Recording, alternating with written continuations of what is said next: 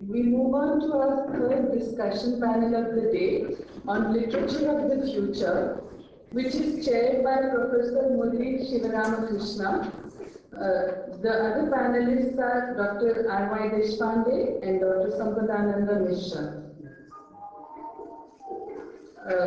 I request the chairperson to give a brief introductory remark and to moderate the discussion, invite questions from the audience and summarize the discussions at the end of the panel. Thank you.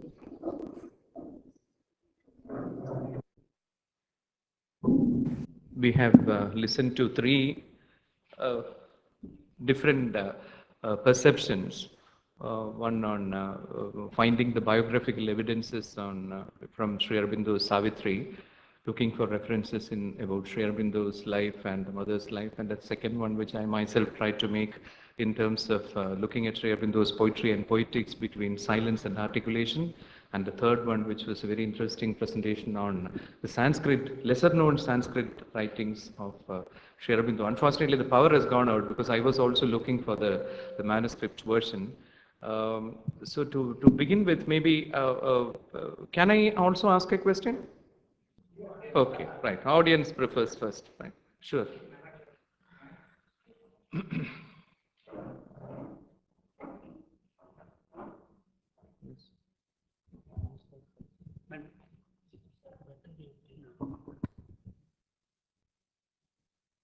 Yeah, mine is question comment. Is that okay? I think it's been a very brief but intense description of Sri Aurobindo as a poet. Well, what Professor Murli has said about Sri Aurobindo the poet, how he really brings in, he goes between the silence and the word. I think one thing is, as all of us know, it is philosophers who talk a lot more, and there's a poet who talks in brief mantric language. That's why I suppose Murli gave me a lot of time, and I could blabber away in his conference.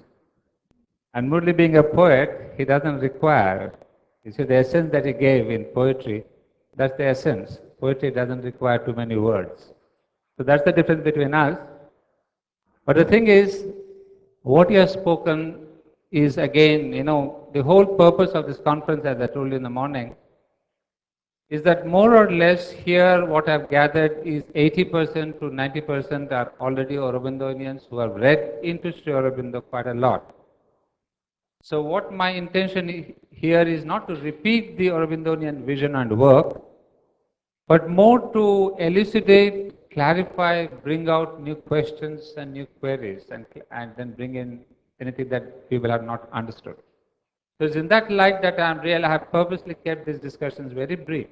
I mean, the speakers are given only 10 to 15 minutes. Because it's no use among this Aurobindonian audience to say the whole philosophy. Once again, all that we know. So that's why I appreciate Murli when he brought out this kind of a bridge that Sri Aurobindo is between silence and the word, between reason and spirituality, between occultism and mysticism. I think that's where Sri Aurobindo, the philosopher and the poet, they come together. Sri Aurobindo, the rationalist, the Western mind, and the spiritualist, the Eastern mind, they have been combined. And I think, thank you, Murli, that's what I was looking for, and this is a new point that you have added to our understanding. But one question I have for Deshpandeji, well, in fact, it's my tendency to look into Savitri, as you have said, like the double autobiography of Mother and Sri Aurobindo. But you see, there is, I have realized in some of the conferences, there is a bit of a danger in looking at Savitri from this angle. Because I have faced criticism saying, if you look at Savitri from this angle, are you not delimiting Savitri to the Aurobindonian disciples only? Number one. Number two, isn't Savitri a literary work in itself, standing on its own feet, and it can be appreciated as a literary work and not necessarily to link it up with lives of Sri Aurobindo and the mother, which would tend to limit it to the Aurobindonian circle. So these are questions that I have faced in my conferences. So as Deshpande ji has brought it out, I would like him to take a description on that and answer. And what Sampath said here about the original writings of Sri Aurobindo in Sanskrit, yes, I mean, the Sri Aurobindo Upanishad is there, other things are there. I mean, some are not yet published as I see. But there again, we see what about the language of English itself. How much he has worked into the language of English and made it into the future Sanskrit. I mean, he has brought into English all the plus points, all the privileges, all the uniqueness of Sanskrit, he has pumped into English. That's why he has created a new language, maybe this Aurobindonian English, the Savitri English, which has the best of English and the best of Sanskrit. That's why Savitri stands out so great, even as a literary work. And apart from this, I think I'm very much interested in seeing the questions that have been given in the program, because you see, this is one side of the discussion, but the other side, as I've said in the morning, I'd like to see if Sri Aurobindo has really influenced, left behind, a group of poets who have been influenced by him, not only in English, but what about the other languages in India? As professors of university, I would like you to give us some light on that. How much has Sri Aurobindo left behind a genre of poetry or genre of poetics who can be said like Aurobindonian poets or something? So these are some of my questions that I would leave for the panel to discuss.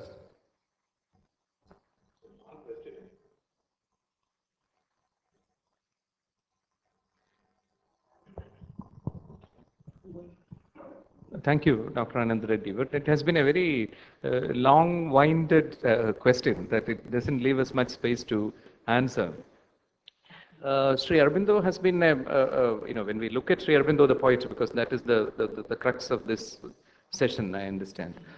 You have also given us a couple of questions which you have phrased as what is the nature and extent of the influence of Sri Aurobindo on contemporary poetry and poets? In what ways have Sri Aurobindo's poetry and poetics opened the way for the future course of Indian and world literature? One of the problems that anyone who likes to look at Sri Aurobindo as a poet is the nature of English language that Sri Aurobindo is using. You will come across words like quinquins. Nobody, hieratic quinquins. There is no other person in India who could use a word like quinquins or something like, hyaline, opal and hyaline. These kind of words, and these are very obsolete kind of words. Ascesis, even the word ascesis, you have to go to Plato to dig up this word. The way in which Sri Aurobindo uses this kind of Greco-Roman, Latinized, maybe the Latin Christian terminology of the 16th century, somehow he is able to invoke them, and he brings them into the forefront. Savitri is replete with this kind of words. In fact, many times I have come across words which have stopped me in my tracks of reading, Savitri. A poem qua poem, a poem as poem, needs to be simple and direct, because poetry is the simplest way in which things could be said. It should be like a straight line connecting 2 points. It shouldn't be a long-winded kind of thing. Of course, we cannot ask an epic poet to write in a very simple manner, But an epic poet can also try to lead us as readers. Now, let me ask you, as all of us, as Anand Reddy has very clearly said, it is like carrying coal to Newcastle or talking to the converted, because we all are here who agree that Sri Aurobindo is an amazing brain. He has contributed so much and needs to be read and reread. Fine. But at this stage, how many of us really can enjoy Savitri as a poem? Now, the first and foremost question that any critic or any person interested in poetry and poetics would ask is, what is poetry? What is the poetry in Savitri? Is it just a kind of Matthew Arnold in a sari? This is exactly the way in which many people would approach Sri Aurobindo. This is desecration, I know. Speaking in Saka, talking about Sri Aurobindo's poetry as not reaching out might be a big blockade. But that is the case with Vyasa. How many of us have read and understood the certain subtle nuances in the Mahabharata? Or even many of us would agree that Kalidasa is so easily reachable to us. But even in Kalidasa, there are so much metaphors and metonymies and synecdoches where all of us are just cluttered. We just skip it because there are excellent translations. We skip through that, and our Sanskrit friend will certainly say that there are many amazing problems in approaching poetry. For that matter, Sri Aurobindo's English is 19th century English. And we have to wade through a lot of clutter and a lot of unsophisticated, unpoetic kind of words in order to get through. That is a fact. But it is not easy for an epic writer to maintain the grandeur at every point. A poem which goes into 24,000 odd lines, you cannot expect even the greatest of the greatest poets to maintain the height from the first line, from dawn to a future dawn. It is not easy to maintain that tempo and maintain the height, granted. But Sri Aurobindo has been able to. Let me read out one, if you will pardon. Can I read a passage which I have found from Savitri? This is from Canto 5, Book 7, where the effect of the divine descent is mentioned.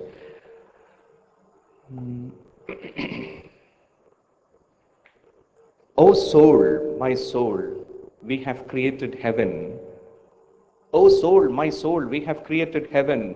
Within we have found the kingdom here of God. His fortress built in loud, ignorant world. Our life is entrenched between two rivers of light. We have turned space into a gulf of peace and made the body a capital of bliss. What more if more must still be done? In the slow process of the evolving spirit, in the brief state between death and birth, a first perfection stage is reached at last. Out of the wood and stone of our nature's stuff, a temple is shaped where the high gods could live. Even if the struggling world is left outside, one man's perfection still can save the world. There is one a new proximity to the skies, a first betrothed of the earth to heaven. A deep concord between truth and life, a camp of God is pitched in human time. Marvelous lines, no doubt about it. But when you read it as, you have to articulate these quite unpoetic words, and you have to go through them. I have given them some stress and strain, and I have accented them in a non-English English. I have just given an Indianized English reading to this poem to give it a kind of, the pace as I wanted to, so that this reaches out. If I were to read it as a British English, the Queen's accented English, this will stumble. This cannot be scanned. Sri Aurobindo was so very careful about his quantified meter. He was so much aware of Sanskrit. He was so much aware of the kind of length of each syllable and sound. But I wonder if he could have, done better than this. This part is successful. There are other portions which I have marked out which may not be that successful. So as a poet, and as a poet who has written in English language, there are so many problems with Sri Aurobindo's English which we have to get out of, because many of us would agree that poetry has a content and a form. Poetry has to please through his content and through his form. He himself has written, poetry has to have this stuff of the meter, the soul of the spirit, and it should be metrically, reachable. He has written in the future poetry. So with all these things, given all the truths and the kind of, the poetics that he has articulated in the future poetry and the innumerable letters, how do we relate that to this poem? This is where we stumble, most of us, but many times we just close our eyes because it is Sri Aurobindo. There has been a tremendous group of poets who were living around Sri Aurobindo here, in the ashram, who brought out the collection which I mentioned, K.D. Sethuna's unnamed poets, called Overhead Poetry, which was published by the ashram in 1972, I think. Yes, Overhead Poetry, with excellent comments by Sri Aurobindo, because I don't think anyone else can actually excel it. The kind of lines that come through, they are, only he could do that. We have to take it from him. Many of them who are living here, but they don't show the same kind of, grasp on word and sense. Shabdartha Sahidam Kavyam. That is what Bhamaha has said. Shabda and Artha have to come together to create poetry, because Sahitya is Sahida, unity. Unity of sound and sense. The signifier and the signified have to come together in the sign, and they should be unified together. But when you struggle with words like this, we always have problems. It's not easy for us to emulate a man like Sri Aurobindo. Here in Sagar, once I had read a couple of his poems, which actually do not look like Sri Aurobindo's poems. I hope I have a copy of that poem. If you would like to take a look at it, this doesn't look as if it is written by Sri Aurobindo. Just look at this poem. Yeah. See, shall I just read it out? If you were not to know that, thank you. Am I audible? Yeah. Day and night begin, you tell me, when the sun may choose to set or rise? Well, it may be, but for me their changing is determined only by her eyes. Summer, spring, the fruitless winter, hinge you say upon the heavenly sun? Oh, but I have known a year-long winter. Spring was by her careless smiles begun. Now, I don't think this sounds like Sri Aurobindo. But this is Sri Aurobindo. This is the kind of poetry that he could write. This doesn't show any kind of influence of John Keats or A. Meredith or any of those westernized poets. But he has been able to articulate an Indian kind of version. I remember Professor C.D. Narasimhaiah, who was my guru and my teacher. C.D. Narasimhaiah was brought up in the big tradition of F.R. Lewis and new critics. He came back from England, and he was the first Rockefeller scholar in the US. He has traveled to Canada, and he was one of those amazing scholars of Western literature. And he was the vice chancellor in Mysore University. And he asked me very teasingly, well, Murli, tell me, can you cite a few lines from the great Sri Aurobindo, which read as poetry? I just showed him these lines. He kept quiet for some time. Oh, he can write. He said, but here I should tell you that the humility of both people is amazing, both Sri Aurobindo and CDN, because he had accepted the greatness in a person whom he could not understand. But eventually he became one of the greatest advocates of Sri Aurobindo mode of poetry. P. Lal, Professor Lal, who is a guru to many of us, who publishes all our works. The first book by any Indian poet would be published by the Writers' Workshop in Calcutta. And Writers' Workshop, Professor Lal has scant regard for Sri Aurobindo's poetry. He used to call it, oh, this is just stuff and nonsense, Murli. Don't call that worthwhile, because it doesn't show anything. It is just some kind of mysticism. He used to make fun of it, mysticism, because this is just mysticism. It doesn't have anything. But show him the depth of Sri Aurobindo's scholarship in Savitri, 24,000 lines, which go in an amazing level. Professor Lal could actually accept it.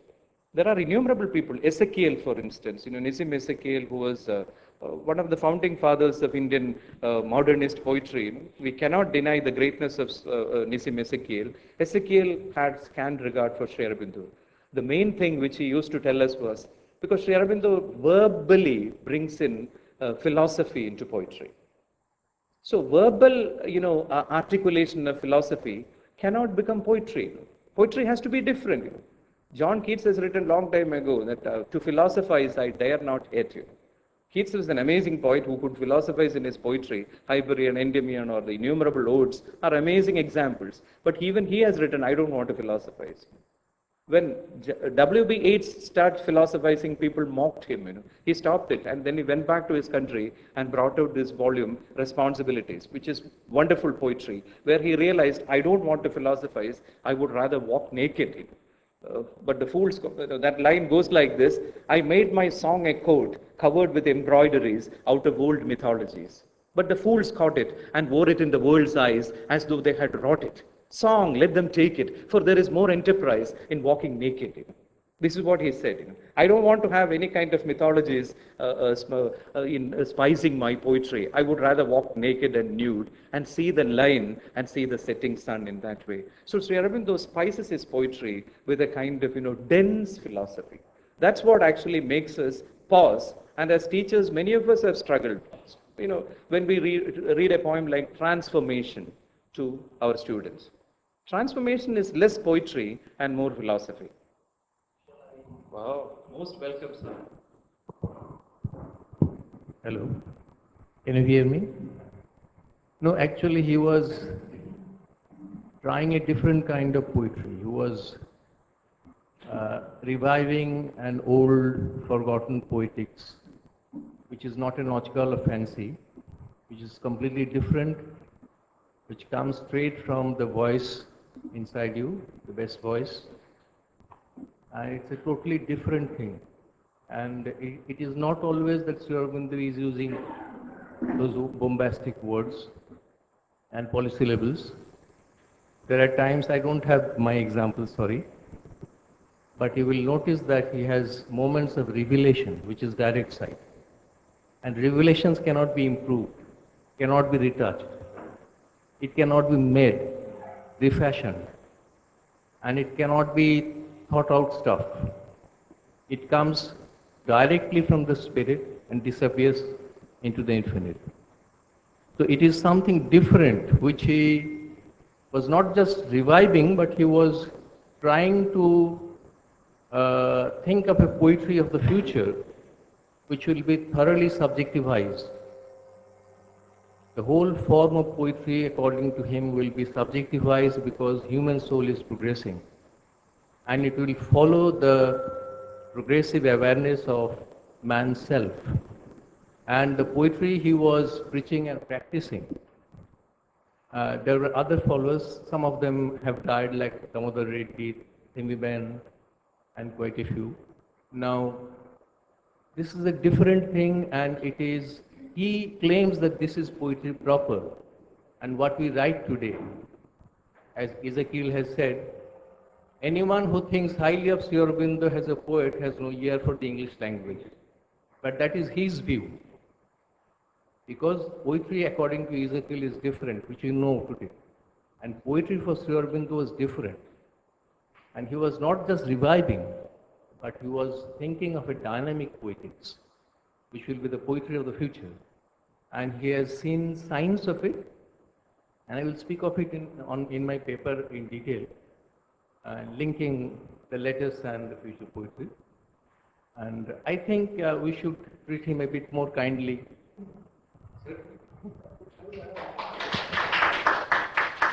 Can I raise a point? Number?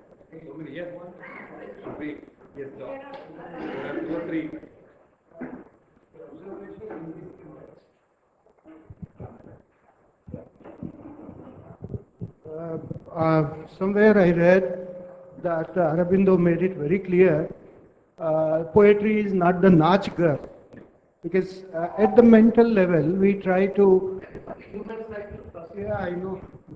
So what I was trying to say, at this point of time, I have a different view on Aurobindo's poetry, very profound in the sense, there are three great poets, Homer, who talked of Odyssey, a great journey into the space, and Mahabharata, a great epic, which talked of a new moral order emerging out of Veda. Now, of course, many have understood part of it we have not understood. And when it comes to Aurobindo's other type of poetry, because from the very young age he was a poet, and let me share this, I share with my students also, that at the age of 14, he wrote poetry in Greek language. And then that particular poetry attracted a review. Somebody said, after Homer, I am reading for the first time such a great poetry in Greek language. That's a great tribute to his poetic talent. I'm not getting into it, what is.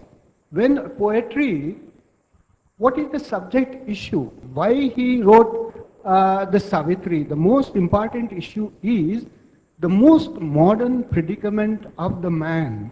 or mankind, the question of death. Now, this is a very, see, I could see Homer talking of Odyssey, going into the different world, types and types of world, conquering, getting subsumed in those worlds, that is one thing. Mahabharata talks of an order, again he says, "Hey, look, all the characterization, the very purpose of writing Mahabharata was to explain the true spirit of Vedas. All the characterizations have come from the Vedas. In this particular book, it is a dialogue with death, which is, I think, is the most, because I have read Nietzsche, I have read various other philosophers, what are we going to submit to this condemnation? Now there, in that context, when the kind of issue that is tackling, therefore the kind of language and the kind of method, because he is not addressing poetry or writing poetry only to express my mental ideas.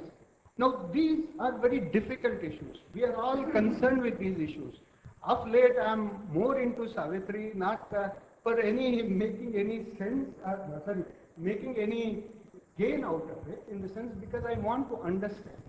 Having read Rohit Mehta's book, The Dialogue with Death, made it very clear, and then I too have been going through it. So it's a book of an epic proportion like Yoga Vasistha and Mahabharata. All these things are there, yes. The element of biography will be there to an extent, an insignificant man that we are, he might have. But then he is talking about the very spirit of mankind. To that extent, language again, every language, English language has a kind of poetry which was romantic at a point of time because it was more concerned, because we can't compare him with English. Because when any new poetry of epic proportion comes, it kinds its new words. Like Homer did that, Mahabharata, Vedavyasa did that, and Aurobindo did it, and I don't think it will be easy for us to understand that kind of poetry, particularly the problems that they are discussing are the problems of the printers, or the editors who's trying to do the editing part. The meaning part is the most difficult part. Thank you. But I would like to add to what our Professor Lahoti has mentioned. It is not a desecration to read Sri Aurobindo with a critical mind, because he comes in the line of the Upanishadic thinkers. And Upanishads are full of questions and answers, and one has to have a question. One has to raise questions within itself. This is not irreverence. We are not paying tribute to him or paying disrespect to him by reading him many times over and over again. We recognize the quality of Sri Aurobindo's work. We recognize the significance of his contribution, his philosophy, his yoga, his meditation, and his vision. But at the same time, we are discussing him in terms of certain value judgments, which we are trying to figure out. What does he mean to us now at this point? That is a point where we can raise a little bit of criticism. And he mentions at one point that vision is the characteristic power of the poet. In future poetry, he specifically mentions that vision has to be there. And he brings in three major elements which will categorize poetry, because revelation, which has already been mentioned by Mr. Ghoshal and Professor Lahoti, to Professor Ghoshal and Professor Lahoti, and he brings in revelation, which relates to the visionary aspect, and inspiration, which he very carefully, subtly differentiates as the kind of charging of the word, the Shabda and the Artha.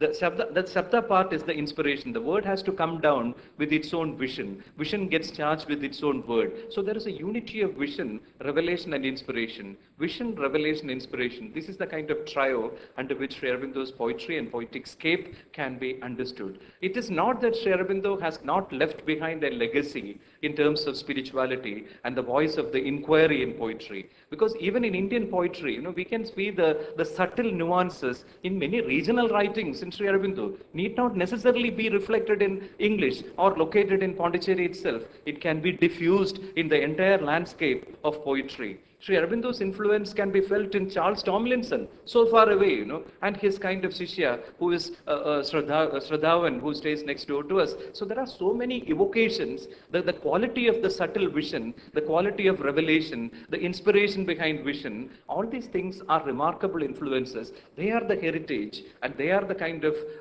resonance which we can see in Sri Aurobindo's words. It is not that, I can claim that the poetry that I write is absolutely just an echo of Sri Aurobindo. No, I wouldn't say that. I am able to see the influence of Sri Aurobindo's vision in manifested forms, not only in my kind of poetry, but in the kind of poetry which is written by many of my contemporaries in English or in any innumerable languages which are in India. Around 2,000 odd languages we can see the influence. So it is not that his influence is less perceived.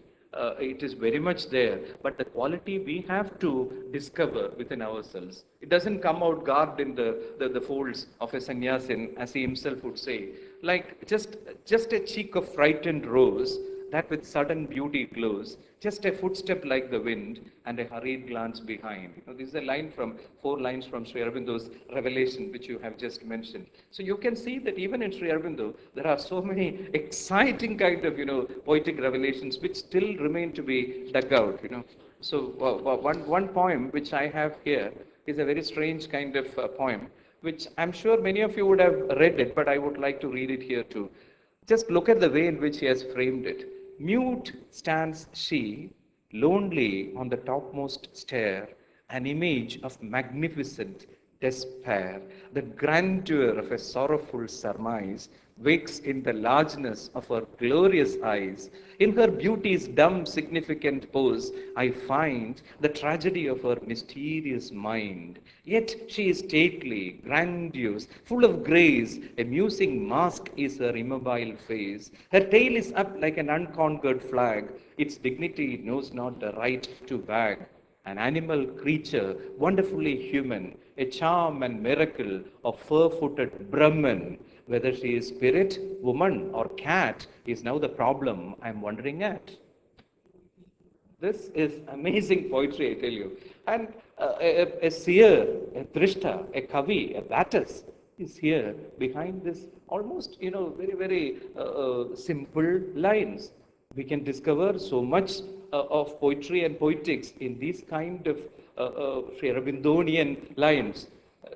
If we can just get out of this kind of, high chair of philosophizing, Sri Aurobindo is a delight for a person who loves to read, I tell you.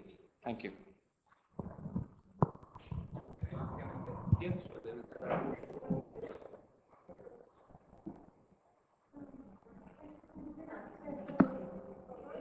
Yeah.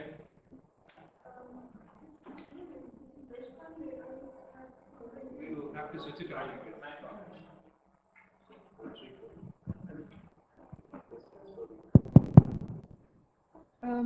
I had something in mind, especially your reference to Keats and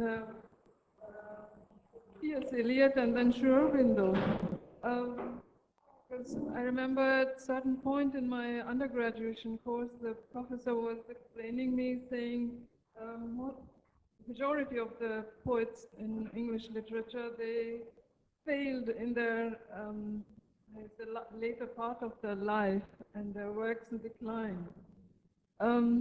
Then I had only one question. Could you give me an example who had that potential until the end? And I knew the answer, but I wanted my professor to answer me. And of course, he was furious to hear this question, but I think it is not very appropriate to always compare with Sri Aurobindo and other English poets, because he stands unique and there is no flaw even until the end of his career of writing poetry or works. Thank you. I would just like to add a couple of points. The first is, it's rightly said that Upanishad is inquiry, so we should have the spirit of inquiry. But Upanishads also finish with the humility that I do not know. It's nothing wrong to inquire, but to quickly come to a solution and a judgment is something we have to be careful about. Secondly, Sri Aurobindo puts 4 poets in the highest, scale. He says Valmiki is first, Vyas is second, Shakespeare is third, and Homer is fourth. Asking the question that how many poets has Sri Aurobindo inspired is like asking how many poets have these 4 great poets inspired. Do we have a second Valmiki or a second Vyas, a second Homer or a second Shakespeare? So this question itself is faulty, to say the least. Secondly, judging Sri Aurobindo's poetry through the influence it has had is like trying to judge the supramental consciousness by looking at how the world is today. Just because we do not see the supramental consciousness's influence does not in any way take away from what Sri Aurobindo believes is the future of humanity. And finally, Sri Aurobindo's poetry is, as Ghoshalji said, a poetry of the future. The least we can do to it is to surrender to it with a humility, with our little minds, and aspiring that it should open us so that it can reveal its splendor to us. Thank you.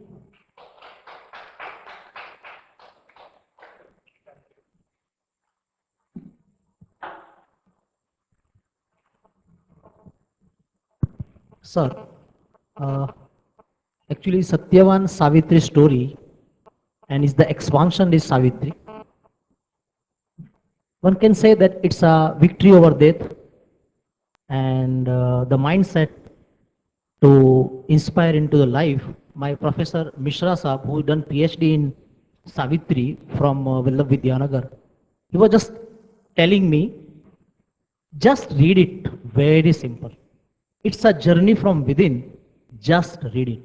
Thank you.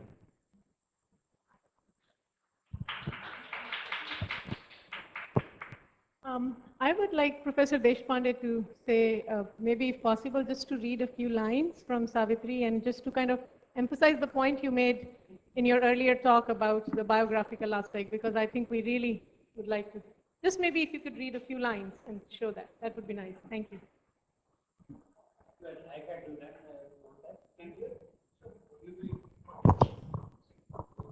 Yeah, there is one here. Yeah. Now, let me first dismiss the impression that Sri Aurobindo wrote 19th century poetry. He did not. The problem is Sri Aurobindo gets bypassed by both the standards. The moderns do not recognize him, and therefore they push him to the past. But he does not, you can't hear? But he gets bypassed in the whole process. It is not true.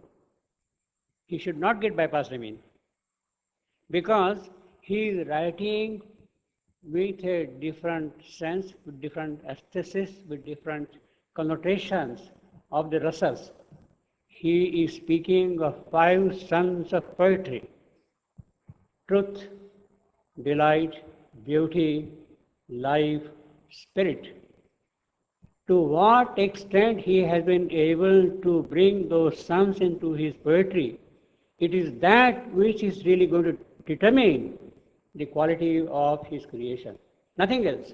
You may call him Victorian, post-Victorian, this Victorian, that Victorian, it doesn't matter, he doesn't care at all about that. Whether those qualities have entered into his poetry or not, and that is what will constitute the future poetry. If we are really keen to do that, then we are following the ideal which has been given to us. He has given Savitri as an example, a glowing example, a fully worked out example of 24,000 lines. The very first line, it was the hour before the gods awake.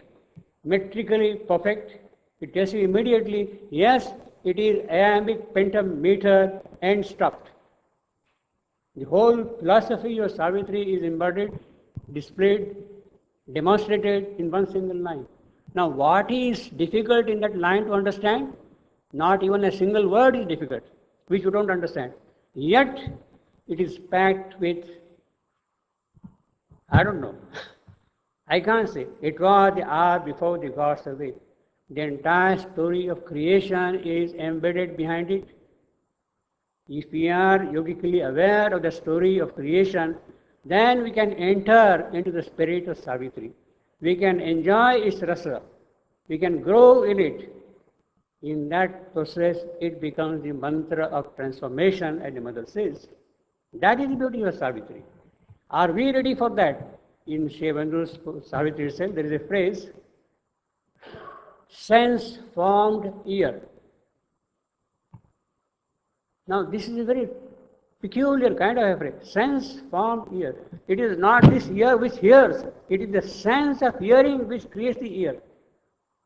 So, if we are in a position to create our senses, elevate our senses to a high level of perception, then our ears also get attuned to that sound, to that music, and that sound carries not only sound, it carries sight, it carries form, it carries music, it carries perfume, it carries taste, it carries touch. Everything is that in sound, because behind the sense is the all sense through which you can reach every other sense. Now, if you are in a position to reach that level through the medium of Savitri, then we have really grown into it. And that is what he means by saying that's the future poetry. I will give, well, I happen to have here a line here. Now just imagine how this line reads. Sights, sound waves breaking from the soul's great deeps. Sights, sound waves. Now can you imagine? This is impossible for a modernist to understand. Sights, sound waves. You have another phrase elsewhere in Savitri which says, sights, lightnings. Now where do you get those phrases from? See, they are not just metaphorical descriptions, they are experiences lived, and when you really live with that, you enjoy the rasa of it, the truth, the beauty, the delight, the life, the spirit of it, then that starts flowing into you. Then it becomes real pure poetry. Now that is a thing which is possible in every language if we are able to reach the sources of that truth, that delight, that beauty. It is not by reading Sri Aurobindo in that sense. By our conscious effort to grow into that it is possible to enter into those regions and bring poetry, that future poetry, in every medium. Every medium, not only in written medium, in sculpture, in art, in sciences, in music, in dance, in drama, everywhere. It comes out. Beauty, truth, where does it not exist? It has to express it. That is the real dimension of future poetry. And it is that what we have to see from Savitri. That is what I would rather say. That is the real meaning of Savitri. Sri Aurobindo's biography I have taken as one particular aspect, but that biography indirectly touches all these other aspects, because none can be disconnected for the purposes of focusing the effort. You select literature, you select biography, you select philosophy, you select metaphysics. It's immaterial what you select, but it is through that once you have entered into the spirit of it, you get everything else automatically, at once, immediately. In fact, I would like to ask one question here.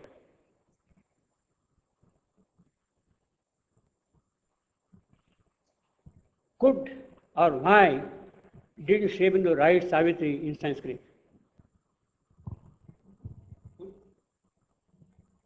Can you say something about that?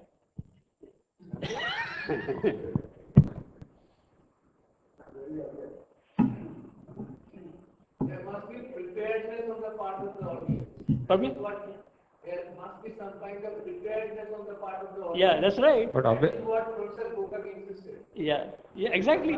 When you say sight, sound, waves, breaking the sleep, see, you are in a different world altogether immediately. Language won't be an imitation of Shaw and Yeah. Wilde and It doesn't work.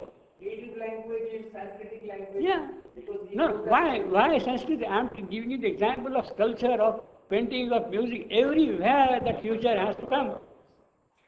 But friends, I would also like to make an apologetic entry sideways. Let us not assume that Sanskrit is the normative language to which we have to reach. Of course, granted, Sanskrit is a spiritual register. Where else, which language can say this, this unity of sound and that Sabdhartha Sahita Kavyam, or even that thou who has come into this world, that statement from the Gita which I had cited. I tried to, what was that line? Anityam Masudam Logam Imam Prapya Pajasko. Yeah. I think this is unique. This is spiritual register. But how do we make this categoric statement that all poetic language has to aspire towards Sanskritic kind of normative? There are innumerable languages, articulations, possibilities, spiritual visions, and multiple universes, multiverses, which Sri Aurobindo himself has qualified here. He does not insist that this is the end of the world. 1953, when the second edition of Future Poetry, I think it was the second edition at that time, was produced in 1982. They brought in a new edition with archival material thrown in. Now, what has happened to the text of the Future Poetry, the text of Sri Aurobindo's poems? Have they been read, analyzed, and brought into the mainstream of Indian culture? This is the kind of inquiry which we have to. I am not trying to say that Sri Aurobindo demands less respect or he should be respected. He really deserves to be read and what I call rereading. It is not merely to take the book and read it again for the first time from cover to cover, but to understand the discourses which have been built up around Sri Aurobindo's words, which we have to understand, we have to encounter. We cannot just be negligent about it and close our eyes like the ostrich. I have one comment to add. One comment on that varieties of poetry which you talked about. Actually, Tamil poetry was extremely rich with different cultural expression and the styles and all. Whereas Desika actually brings Tamil style into Sanskrit, creating a totally new form of poetry which never existed before this. So, and he wrote in both Tamil and Sanskrit. It was actually every language, I think, has its own modes of cultural expression.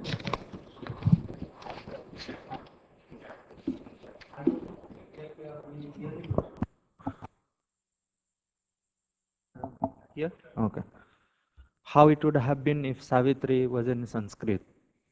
But when Kapali Shastri, he translated Savitri into Sanskrit and he showed it to Sri Aurobindo. He had commented that at certain point it sounds better than the original.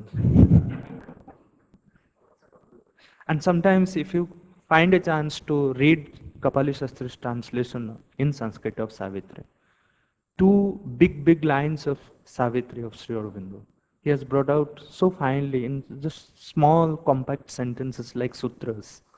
You'll be amazed at it. So I don't know. This was from Sri Aurobindo.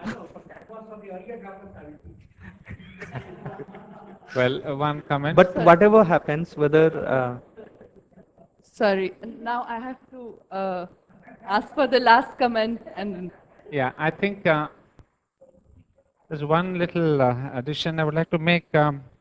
What Murli had brought out in the beginning about the languages and the different quality of poetry. I think what we know is Sri Aurobindo did cover different ranges of inspiration in Savitri. It's not necessary that he wrote whole of Savitri from one single level of inspiration. Because as Deshpande ji has said, he has brought in all these 5 sons of poetry, that's true, but also utilized the different levels of inspiration. And that's one thing that we should remember, that no level is kind of greater than the other. It may be higher level of inspiration, but each level can express something which other levels cannot express. I mean, best used. For example, Sri Aurobindo himself gives the example of Shakespeare. So what Shakespeare wrote from the life plane cannot be bettered by even the overmental plane. So a life plane can express best some things of life which even the supermind cannot better. So if we keep this kind of a comment which he made vis-a-vis Shakespeare, then we will see in Savitri there are certain lines which Murli has read out which necessarily are not supramental and not supposed to be supramental. They're supposed to be from a different level. And he has played consciously with different levels of inspiration. So we'll find in Savitri all kinds of levels, and we should really recognize that. And you see, when, for example, in Shakespeare's Macbeth, with the tremendous tension about the murder scene, and suddenly we have the watchman scene saying, beware, beware. It's a complete drop, and yet it's not a drop. Shakespeare purposely used that interlude to really bring in, to link one tension to another. It prepares you for the next tension. So this play of the poets with different levels of poetry is very, very important. So we should not say, oh, is this Aurobindonian poetry or is this the same level? Yes. He has consciously played with that. And of course, what Deshpande ji has said, that's the real crux of the thing. He has put in front of him his own ideals of poetics. And then he has given Savitri as that example. Why I said that the question of genre, which my young student says we should not think that Sri Aurobindo has inspired others. You see, for example, the Romantics, or the Victorians, or the Elizabethans. They had a particular philosophy they followed, and we say these are the Romantic poets. So similarly, Sri Aurobindo's poetry has inspired all the Skadi Setna and all these poets, the whole group of them. In fact, nowadays there are students who are doing their PhDs on these Aurobindonian poets. So he has inspired a certain kind of poems and poetry. So that influence is there. And I've read articles which nicely, in 1972, there was again a big conference celebrating Sri Aurobindo's centenary. There were, Professor V.K. Gokak himself writes about this. Many regional language poets came to the conference and they said in Telugu and Marathi and Sanskrit and Gujarati, how Sri Aurobindo has influenced the Indian poets. So my question was not misplaced. It is really Sri Aurobindo is creating his own genre of poetry. And last thing I would like to say is philosophy and poetry. Now this is what X has said. But when T.S. Eliot broke the whole language, we all appreciated. I have done my MPhil on T.S. Eliot and Sri Aurobindo. But nobody said, why should T.S. Eliot break the Victorian rhythm or the Elizabethan rhythm or the Romantic rhythm? A new poet has created a new rhythm. He has broken a language which he says is much more suitable to the present mentality. And what Sri Aurobindo has written in Savitri is suitable for the future mind. He doesn't say Savitri reflects the present mind like T.S. Eliot's Wasteland reflects the present mind. So Sri Aurobindo is writing something for the future, and the mother herself said, and in a remarkable, that none from the present can understand Sri Aurobindo. It is the new consciousness, there's a new Superman, who can really justifiably understand Sri Aurobindo. So what Sri Aurobindo is using in Savitri is a language that would be understood by the new consciousness of the future. So that is why all these young people, whoever is telling, read Savitri silently, mother has said, try not to understand. Obviously, it is not trying to undermine our intelligence, saying you are all PhDs or MPhils or MAs, you won't understand. It's not you or me. It is we, is the man. The present man, we cannot. So it's in that sense that young lady says, read it with all humility. So there is the combination of yoga and literature. So just like Sri Aurobindo himself used Savitri for an ascent in his consciousness, now we can use the same Savitri for our own ascent. So it is taken in this way, I think we can synthesize the present rejection or some of the kind of Pilal or whatever Ezekiel saying is not poetry. It's fine, it doesn't matter. Each one, he looks at Savitri from his own window. But somebody who doesn't have a small window, but who looks at it from a broad perspective, we can appreciate it much in a different way. Well, I think it's been a wonderful discussion. I'm sure I'll leave it to the chairperson to conclude. Can I have one sentence? Can I have one sentence? Like so far as the language part is concerned, right? So to my understanding, it is not this language or that language, Sanskrit or Greek or Tamil or whatever it is. It's simply a medium to give expression to. And it is not the only powerful medium. There are several other mediums. So it all depends upon the person who uses the language and for what purpose he uses the language. So that decides whether the language is mantric. It can be English or Sanskrit or Greek or any language. It all depends upon the level of consciousness in which the person is who uses it and for what purpose.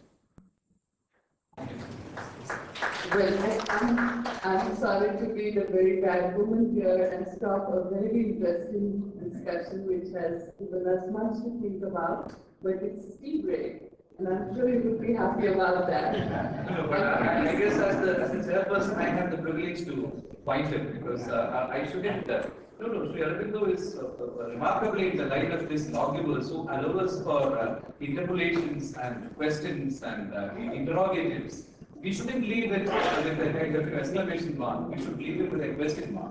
So it's very important for us to recognize that Sri Aurobindo has initiated us into this question mode. And the very fact that they are able to discuss him after 100 years of his arrival in Pondicherry, even now, to look for the traces that he has left behind, the Derridian sort of traces that he has left behind, shows the continued relevance of Sri Aurobindo's vision and poetics in the present. So without making a statement of it, let me try to make it inconclusively conclude. Thank you very much.